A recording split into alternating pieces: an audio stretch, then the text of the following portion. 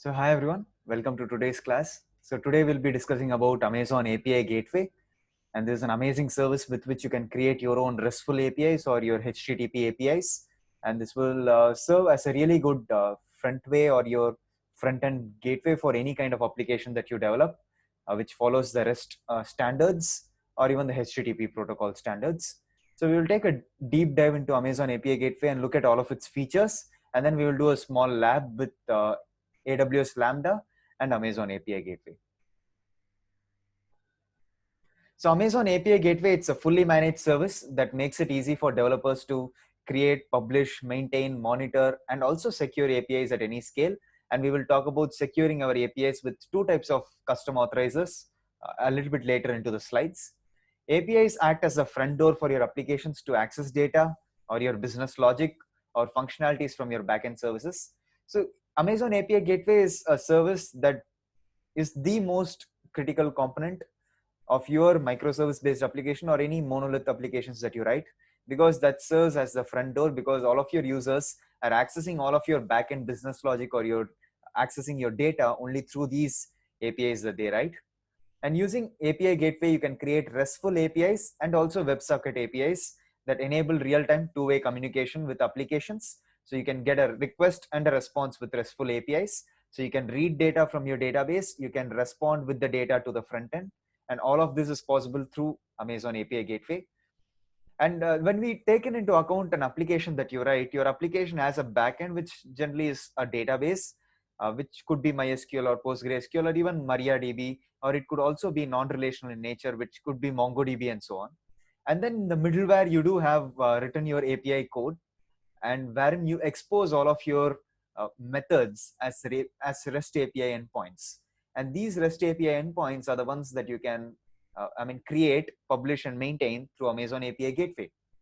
And let's say we will take a classic example wherein we have Amazon API Gateway, which people generally access from their front end, which in turn goes ahead and triggers a Lambda function, wherein that Lambda function has our respective API endpoints as business logic, as functions written, and then which in turn goes ahead and retrieves our data from DynamoDB.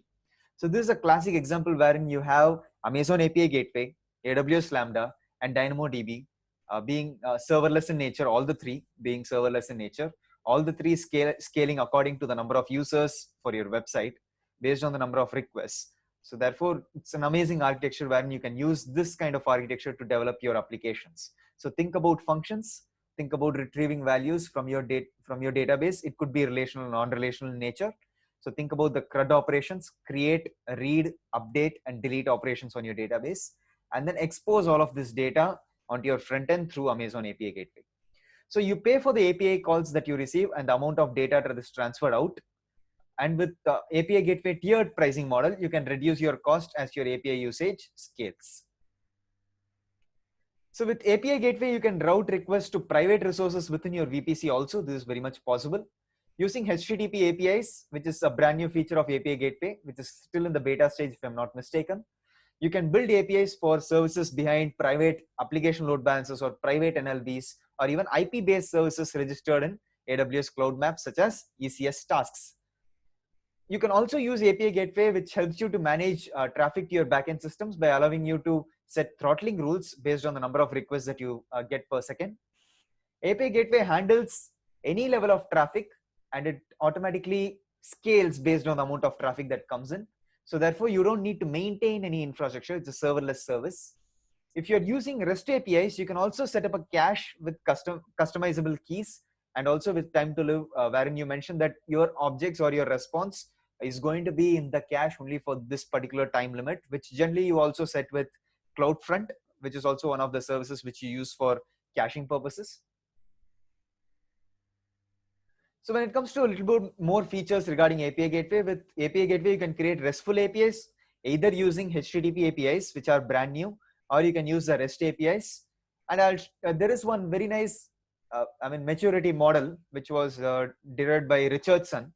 It's also called as a Richardson's maturity model for REST APIs. I would highly ask you guys to look into how REST APIs, what is a REST standard, or it's called as representational state transfer standards, and what is that standard all about, and how does it use the HTTP protocol, how does it use the HTTP status codes, how was the interaction of the web before when there was XML, SOAP, UDDI, and WSDL, and how it is right now using the REST standards.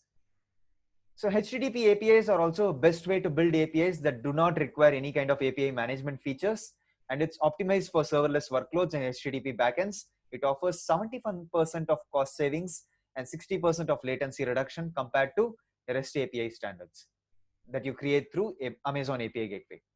So for workloads that require any kind of API proxy functionality or any kind of management feature, then you would possibly go ahead and use REST APIs.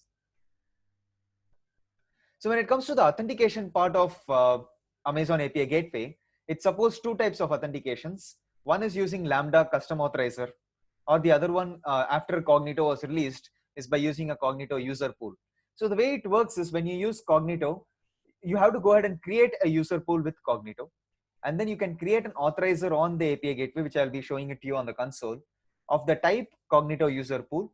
And then you can configure your API method to use that authorizer. So after the API is deployed to a stage, the client must first sign the user in to the user pool, obtain an identity or an access token for the user, and then go ahead and call the API method with one of the tokens, which is generally set in the authorization header. So this is how you go ahead and authenticate with Cognito for your API gateway for all of the API endpoints that you expose. Because by default, the API gateway is a web-based service. It doesn't reside within the VPC. But you can also go ahead and access all of your VPC resources by integrating with Amazon API Gateway. So that's by using VPC endpoints. So API Gateway private endpoints are made possible using the AWS Private Link interface. It's a interface endpoint rather than being a gateway endpoint, which we used with S3 or a gateway endpoint that we use with DynamoDB. API Gateway is an interface endpoint.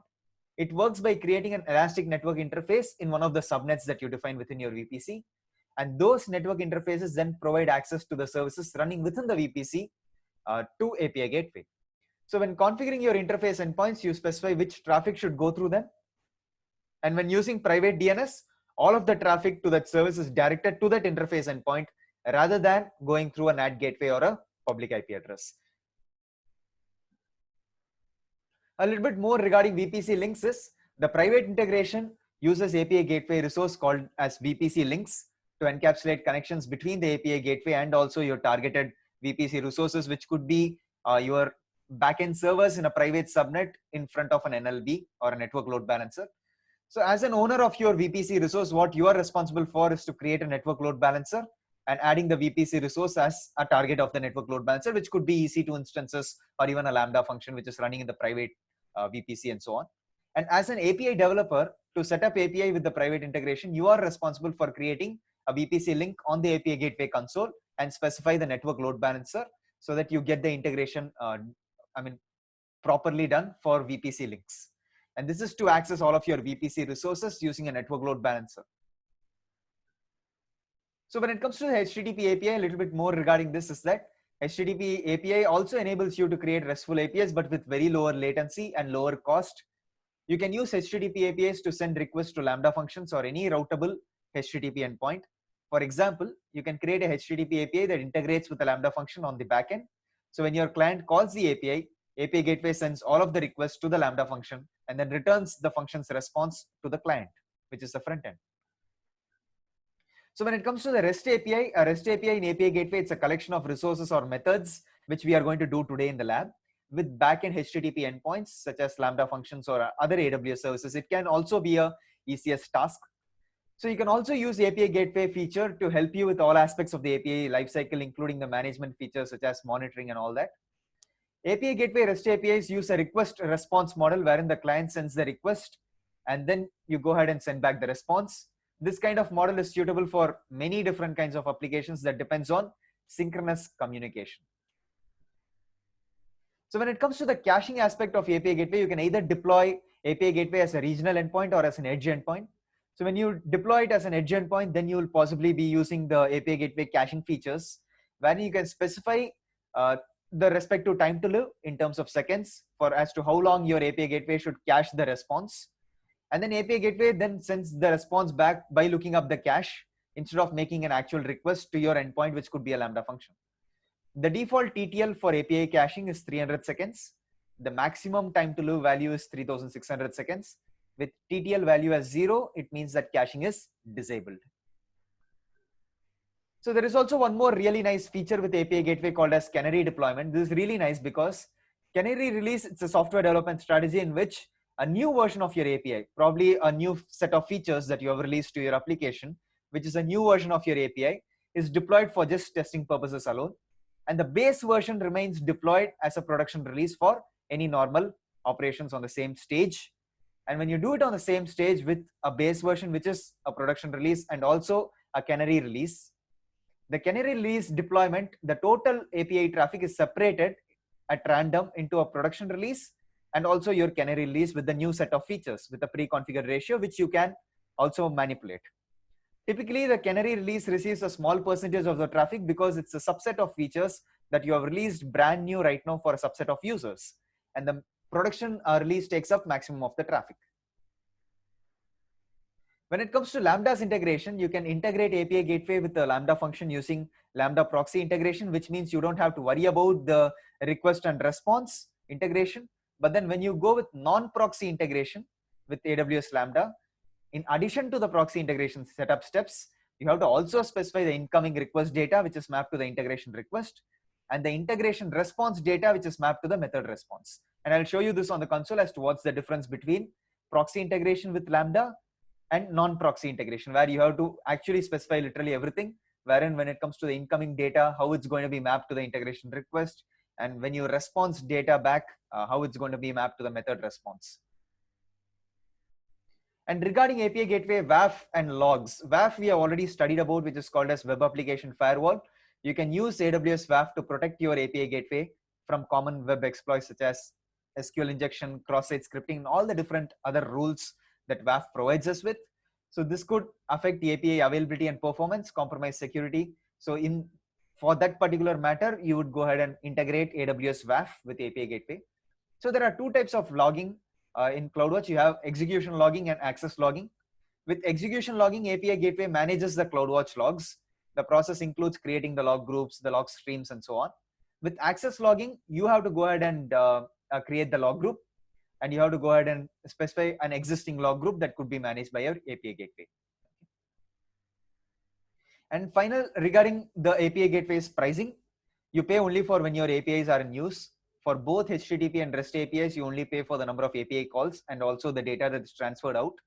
So there is no data transfer out charges for private APIs because it's only within your AWS VPC, but then AWS Private Link has charges when you're using an interface endpoint. API Gateway also provides you the optional data caching charges at an hourly rate, which varies based on the cache size that you select. For WebSocket APIs, you only pay for when your APIs are in use based on the number of messages that are sent and received. And when it comes to the free tier of API Gateway, it includes 1 million HTTP API calls that you can do, 1 million REST API calls that you can do, 1 million messages for WebSockets, and 750,000 connections minutes per month for up to 12 months, which is pretty huge. So now let's go to the console and let's look at API Gateway and let's do the small lab with Lambda functions. So right now I have already logged into the console. Let me first go to Lambda function. Let me just create two Lambda functions. I'm going to type Lambda.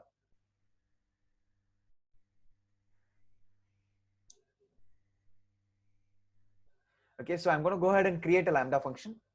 I'm going to give the function a name, sample API. I'm going to choose the runtime as Node.js 12. And I'm going to go with the default execution role, which just allows me to send out logs to CloudWatch.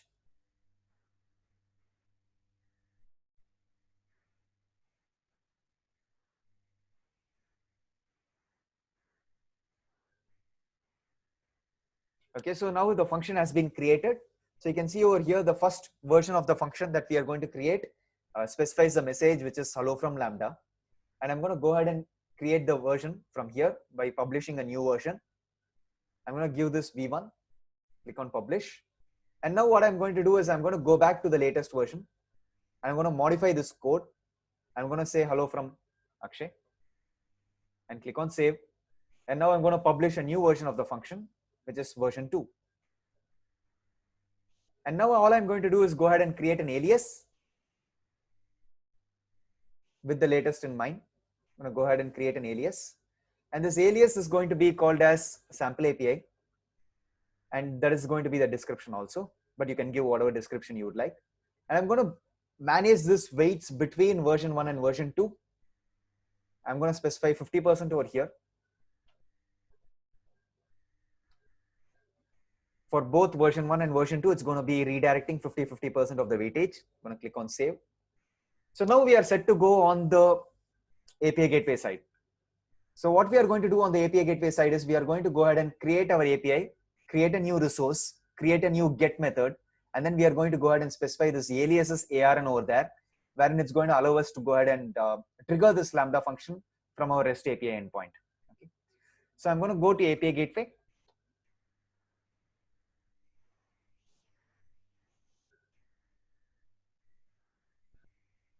So again, I'm in the Northern Virginia region. You can choose the type of API that you would like to create. I'm going to go with REST APIs for right now, not from within the VPC, but from the internet. So I'm going to go ahead and click on build. So you can see over here whether it's asking us to choose the protocol, whether it's going to be REST API or WebSocket. I'm going to go with REST API. I'm going to create a brand new API. I'm not going to go with an example API. And you can also, if you do have Swagger documentation for your API, you can also import your documents from Swagger. Okay. So right now the API name that I'm going to give is called as sample API. And I'm going to keep this endpoint as regional. I'm not going to keep it as edge optimized or private. But if I do choose to make it as private, I have to specify the VPC endpoint ID. Okay. But right now I'm going to keep it as regional. And I'm going to go ahead and click on create API. So once you have created this API, you can see on the left side that you do have all of these settings. In a few moments, I'll just walk you through all of these settings. But the first thing that we are going to do is we are going to create a resource. So I'm going to click on actions, click on create resource. And I'm going to go ahead and specify the resource a name. I'm just going to call this as sample, which is going to also give me a resource path of /sample, which is totally fine for me for demo purposes. I'm going to click on create resource. So the next thing that I'm going to do is also go ahead and click on create method, and I'm going to choose the get method from here. Click on tick. So now you can see that we can also integrate this get method with a Lambda function or with any HTTP endpoint or with any respective AWS service or with a VPC link or any mock related data. So you can just click on over here and see that you can return a response purely just by specifying your API gateway mappings. But for right now, we are going to go with the Lambda function. And I'm going to use Lambda proxy integration. But when you click on this, you will be able to see that request will be proxied to Lambda with request details available in the event of your handler function. Okay. So I would like to use this for right now. If I don't use this, I'll show you as to what happens. So I'm going to use this right now. And the Lambda function's ARN that I am going to specify over here is going to be the ARN of the alias of that Lambda function. So I'm going to open up the Lambda function in a new tab. I'm going to go ahead and choose the alias from under the qualifiers. So let me choose this alias, copy this ARN from the top, go to API gateway and specify the ARN and click on save. Right now it's going to ask us to go ahead and create an IAM role in the background, which allows API gateway to go ahead and invoke your Lambda function. Click on OK.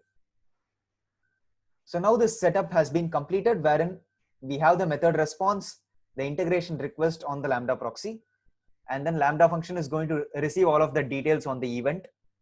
And then it's going to go ahead and send back an integration response, which is mapped to the method response, which is going to return to us an application/JSON type of data. So let's test this out. To test this out, what we have to do is we have to deploy this. We have to deploy this endpoint. So therefore, we have to go ahead and click on deploy API from under actions. We have to specify the deployment stage. I'm going to specify this to be dev. Click on deploy. So now we'll be under the stages over here where an automated invoke URL endpoint will be created for us. And we can go ahead and copy this endpoint over here. And then what we are going to do is go ahead and specify /sample at the end of that endpoint. And let's see if our Lambda is invoking or not. So I'm going to open up an incognito window, type sample. So we can see hello from Akshay. So in a few moments, if we try to refresh, it's going to also go to hello from Lambda. So you can see that it's going 50% of traffic. The equal number of requests that go to hello from Akshay also goes to hello from Lambda. So this is how you do API gateways on a very basic level. But now I'm going to walk you through all of the other settings over here. So we are right now on the stages level. So on the stages level, we can see that we can go ahead and enable API caching. And you can also specify your cache capacity. You can also encrypt your cache data. You can also specify your TTL. You can also go ahead and look at your default method throttling. For right now, the rate is 10,000 requests per second, and it's going to burst up to 5,000. But if you would like, you can go ahead and increase this also. We don't have any web application firewalls that we have created in this brand new AWS account. So therefore, you can also go ahead and create a web application firewall and also integrate it with the API gateway. You can also provide your own certificate or your client certificate that API gateway will use to call your integration endpoints in the stage. So this is also possible. And regarding logging and tracing, you do have X-ray integration with the API gateway. So you can also enable the X-ray tracing. You can also enable CloudWatch logs, and you can choose your log level over here. And you can also log full requests and responses data too. You can also enable detailed metrics for CloudWatch. You can also enable access logging, which is something that we saw, wherein we'll have to specify our log destination ARN as well as our log format. This is our execution log. Okay. So right now I'm just going to deselect all of these things except for the X-ray sampling. And regarding the stage variables, you can give your own stage variables, which you can refer in your respective API in your backend. That is also possible. Regarding the SDK generation, you can also go ahead and choose which SDK you would like to start working with, whether it's JavaScript or Java SDK or Ruby or Android and so on. Regarding export, you can also export this as a Swagger documentation, which again, I'm just going to export it right now into JSON format. And you can see over here that we do have the host, which is the endpoint of our API gateway on the top. The base path is /dev. And then you have your first path, which is called as /sample, which produces application/JSON. And you can also export it as Swagger plus API gateway extension and export it as Swagger plus Postman extensions that you can use. Postman, which is a very nice tool for API testing. And regarding the deployment history, you can see that we did one deployment right now. It's in the current stage. You can look at the documentation history if you have generated any documentation for the stage, which you have to generate over here. You can also look at the canary settings for your stages from here. Okay. So next thing that we are going to look at is regarding authorizers. You can go ahead and create a new authorizer by specifying whether it's of type Cognito, wherein you have to specify the user pool and also your token source and token validation. You can also choose it to be a Lambda function, where you have to also specify the Lambda function's invocation role, which is an IAM role, and also check whether the event payload is going to be of type request or of token, and then also specify your TTL for authorization caching. So this is how you create a custom authorizer for your API gateway to secure it by either using Lambda integration or Cognito integration. And regarding the gateway responses, so you can see over here, you can look at all of these different responses and also choose a gateway response. So if it's going to be a default 500, you can also choose your response headers that you would like to respond back with, and also your response templates and so on. You can just feel free to just work with this. And regarding models, you can also go ahead and create your own customized models over here. Let's just take a small look at the error model. So you can see over here, make changes to your model in the form below. If there is an error, this is how your model schema is going to be.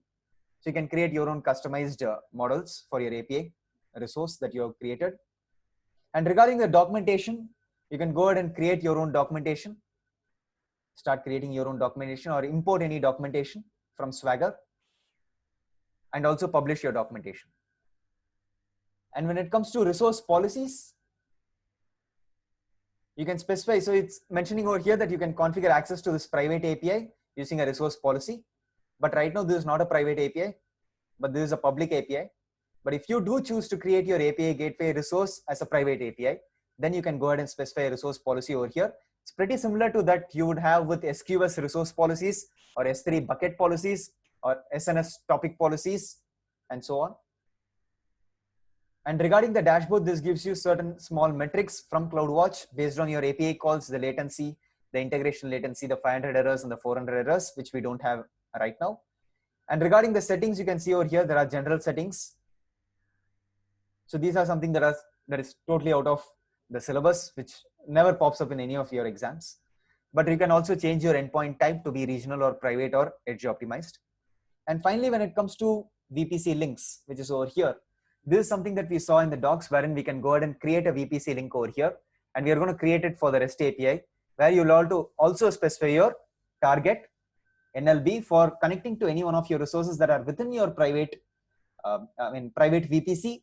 It could be an EC2 instance in front of which you have a network load balancer, but your API gateway can be public.